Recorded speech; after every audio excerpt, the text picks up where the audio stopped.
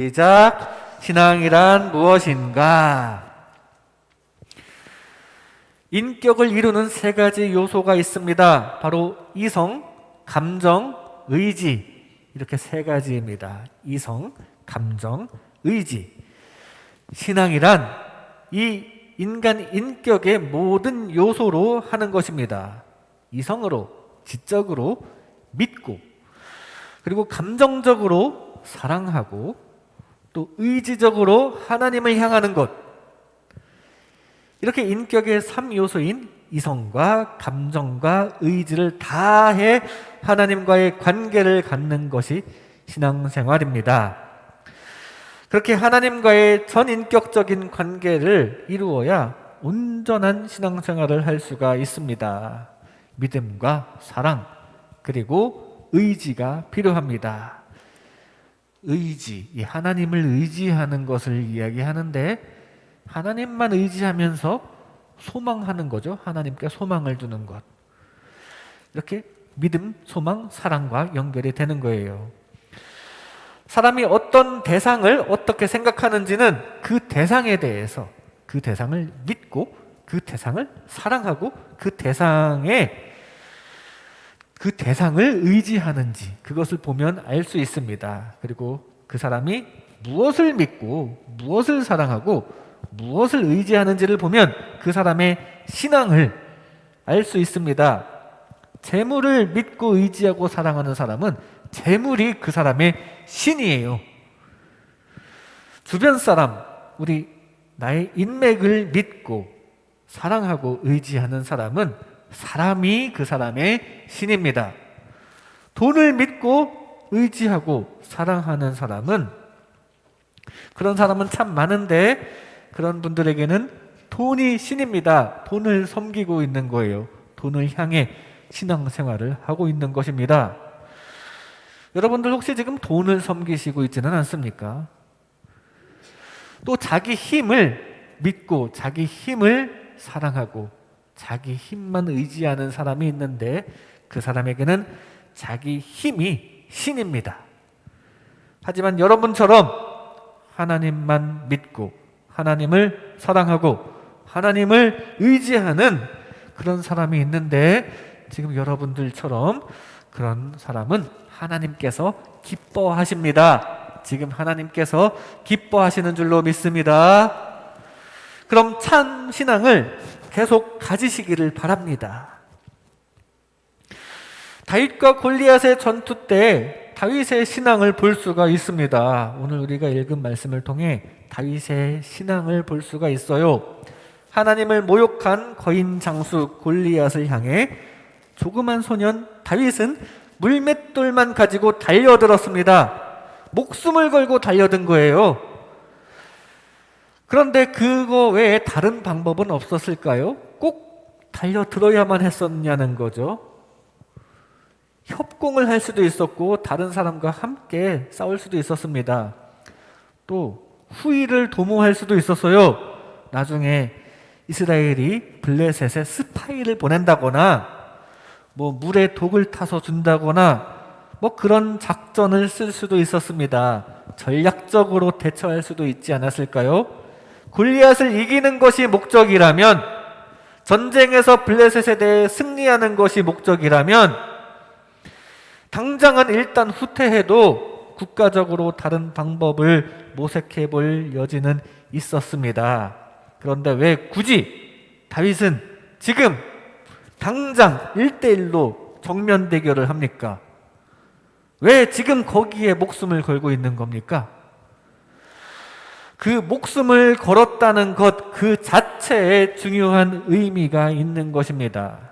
오늘 이 장면이 성경에 기록되고 널리 전해진 이유는, 이 누가 봐도 질게 뻔한 다윗이 마치 기적적인 역전승을 일구어냈기 때문에, 그런 영웅 스토리이기 때문에 성경에 기록된 것이 아닙니다. 성경에 이 이야기가 기록된 이유는 그런 기적적인 영웅담이기 때문이 아니라, 다윗이 이렇게 목숨 걸고 하나님을 믿은 것, 이렇게 목숨 걸고 하나님을 사랑한 것, 목숨 걸고 하나님만 의지한 것이 하나님을 향한 온전한 신앙이다라는 것을 보여주기 위해서 성경이 기록된 것입니다. 그게 하나님의 마음에 합한 다윗을 만들었고요. 그래서 하나님께서 계속 복을 주셨고 백성들 앞에서 인기가 높아지게 되었고 결국 이스라엘의 왕이 되어서 그 나라가 더 하나님을 잘 사랑하는 나라가 되게 하셨습니다. 이 시간 이 다윗과 골리앗의 싸움 그 앞에 다윗이 했던 말과 행동을 통해서 다윗의 신앙을 살펴볼 때 저와 여러분도 다윗처럼 온전히 하나님을 믿고 사랑하고 의지하는 그런 모범적인 신앙생활을 하시기를 바랍니다. 다윗이 보여준 게 신앙생활의 모범이에요. 그래서 다윗처럼 하나님께서 인정하시고 하나님께서 큰 은혜와 복을 내려주시는 하나님과의 온전한 관계가 계속 이루어지는 저와 여러분이 되시기를 주님의 이름으로 축복합니다. 신앙이란 무엇인가? 먼저 믿음에 이르는 지성입니다. 믿음에 이르는 지성. 오늘 본문 46절 상반절에 오늘 여호와께서 너를 내 손에 넘기시리니 라고 선포했습니다. 다윗에게는 이런 믿음이 있었습니다. 여호와께서 넘겨주실 것이다 라는 믿음이 있었어요. 다윗에게 이런 믿음이 없다면 어떻게 그 중무장한 거인 골리앗을 상대할 때 돌멩이만 가지고 갈 수 있었겠습니까? 다윗은 하나님을 강하게 믿고 있었습니다. 그래서 그 믿음에 반응하시는 하나님께서 관계해 주시고 함께 싸워 주시고 결국 하나님의 역사로 승리하게 되었습니다. 이렇게 하나님을 믿을 때 하나님과의 관계가 가능합니다. 하나님을 믿는 믿음으로 주님과 관계하시기 바랍니다. 왜냐하면 하나님은 영이시기 때문에 믿어야 할 존재입니다. 알아야 할 존재가 아니고 믿어야 할 존재예요. 안 보이는 영적인 존재를 인정하는 것이 바로 믿음입니다. 우리가 보이는 것을 인정하는 것은 믿음이 아니라 지식에 가깝습니다.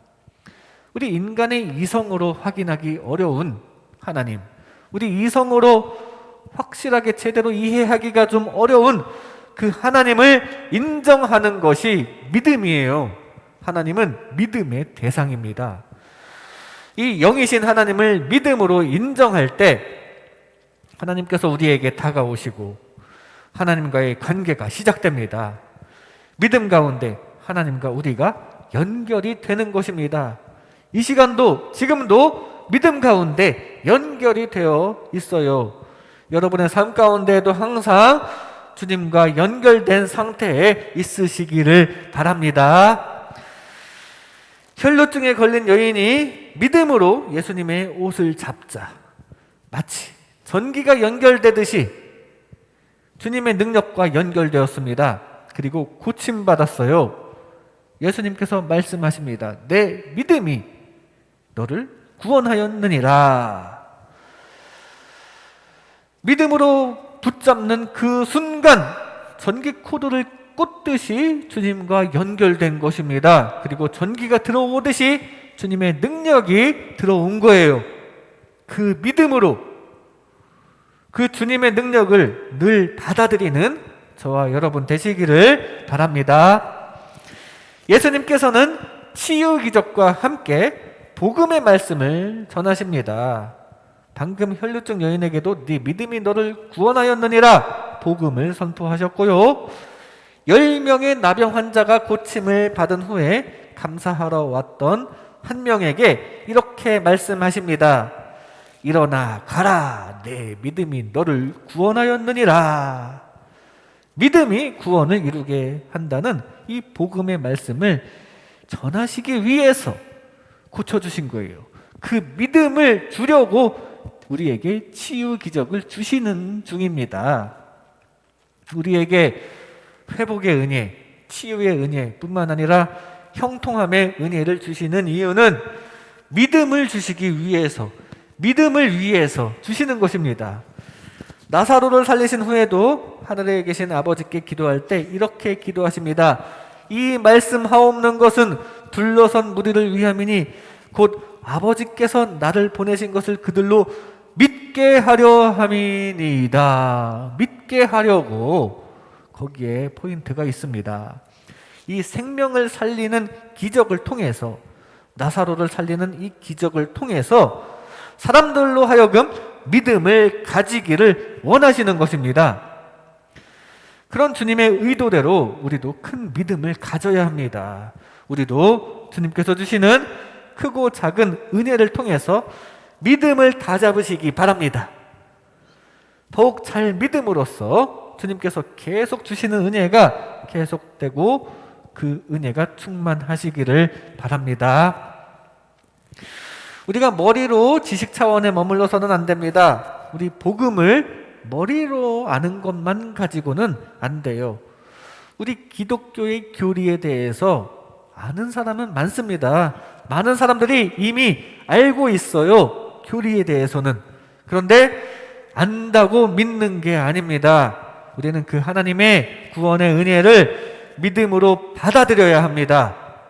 각종 은혜를 베푸시는 하나님의 살아계심과 전능하심을 믿음으로 나아가 그 하나님의 능력을 끌어들여야 합니다.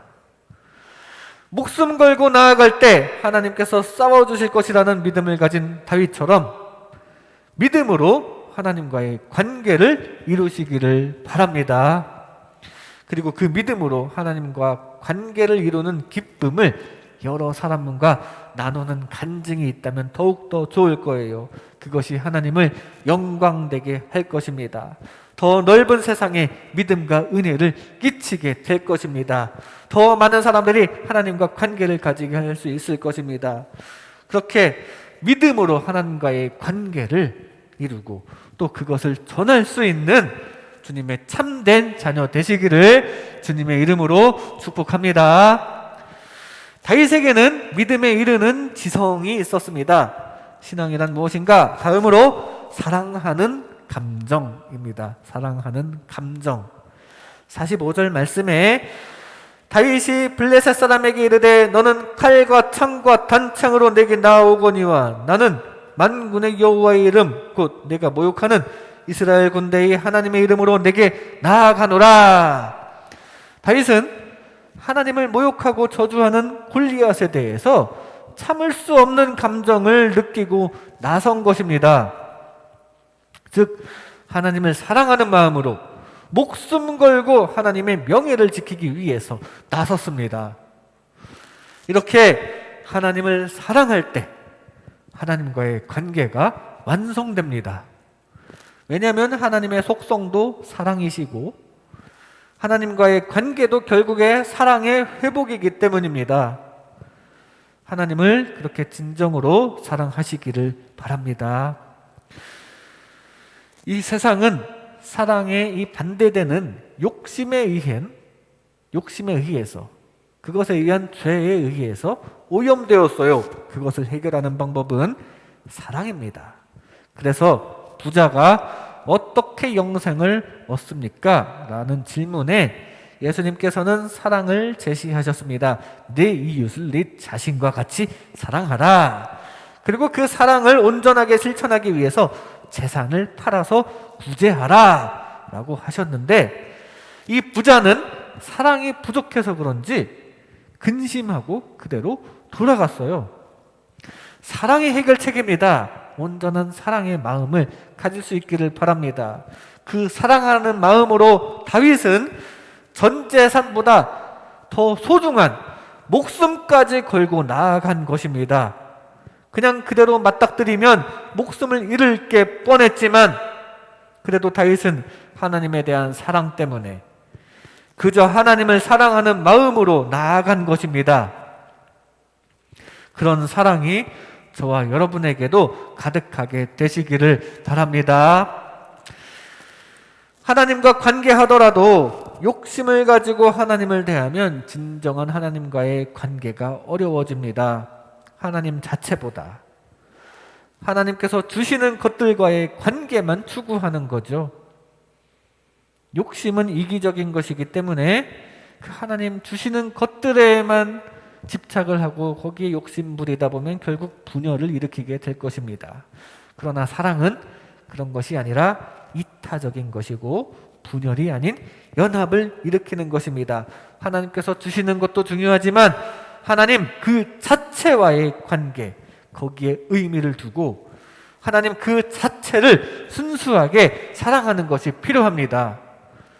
그러면 이 모든 것을 더해주시는 하나님의 은혜가 덤으로 붙을 것입니다. 그렇게 욕심이 아닌 순수한 사랑으로 하나님을 섬기시는 저와 여러분 되시기를 바랍니다. 우리가 헌금을 바친다는 것은 하나님께 마음을 드리는 것입니다. 그런데 하나님 앞에 인색한 마음을 갖는다는 것은 하나님보다 세상 것을 그만큼 더 사랑한다는 뜻이에요. 하나님께서는 우리 마음속을 다 보십니다. 하나님께 다 드릴 수 있어야 합니다. 내 자신을 드릴 수 있어야 합니다.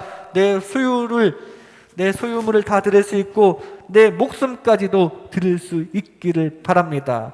부자 청년은 자신의 소유를 드릴 수가 없었고 다윗은 소유를 뛰어넘어 목숨까지도 하나님 앞에 내어놓는 사랑을 보여줬습니다.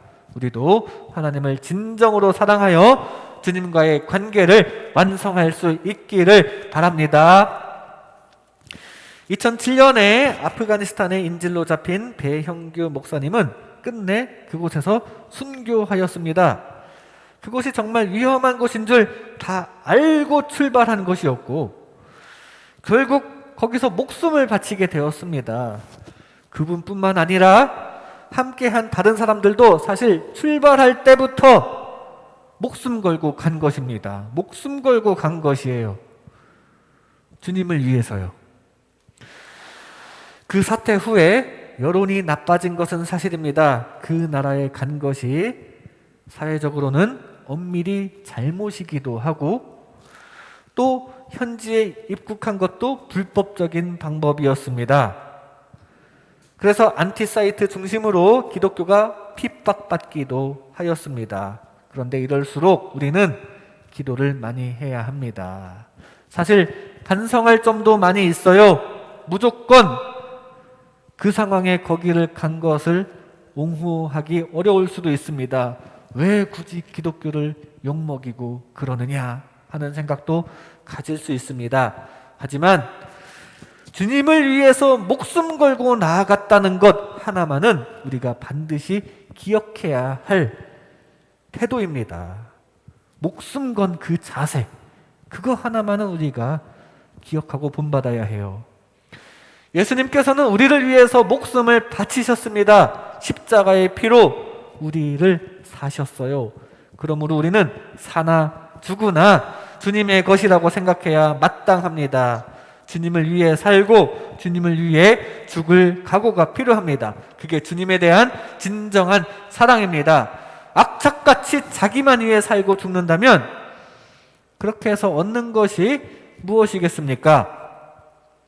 세상 것은 다 바람 같아서 잡으려고 해도 잡히지 않고 있어도 만족함이 없을 것입니다. 다만 주님을 위해 살다가 주님을 위해 죽는 마음으로 주님과의 관계를 이룰 때 영원히 남는 것이 있을 것이고 진정한 만족함도 있을 것입니다. 그렇게 주님을 위해 목숨까지도 바칠 수 있는 사랑을 가질 수 있기를 바랍니다. 다윗에게는 이 하나님을 사랑하는, 목숨 걸고 사랑하는 감정이 있었습니다.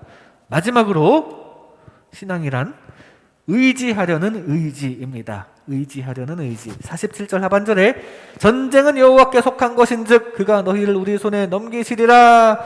지금 전쟁을 다 주관하시는 하나님의 능력만 의지하는 중입니다. 다윗에게는 이 하나님만 의지하려는 의지가 있었는데 하나님만 의지하려는 의지, 이 앞의 의지는 하나님께 맡기는 그런 의지이고요. 뒤의 의지는 우리 인격의 요소인 의지입니다. 우리는 지식, 감정, 그리고 의지라는 인격으로 하나님과 관계를 맺어야 한다고 말씀드렸는데 여기서 말하는 의지, 즉 뒤에 있는 의지는 우리가 갖는 뜻, 결정, 선택, 태도, 비전, 이런 우리를 움직이게 하는 심적인 작용입니다. 그것을 앞에 의지, 즉 하나님을 의지하는 거, 디펜드 온 하는 거, 하나님께 맡기는 거, 그럴 의지를 갖는 것입니다. 전능하신 하나님께 충성하는 것을 의미하는데, 우리의 인격의 요소인 의지를 가지고 하나님께 맡기는 의지를 해드려야 합니다. 그래서 하나님을 의지하려는 의지가 필요해요.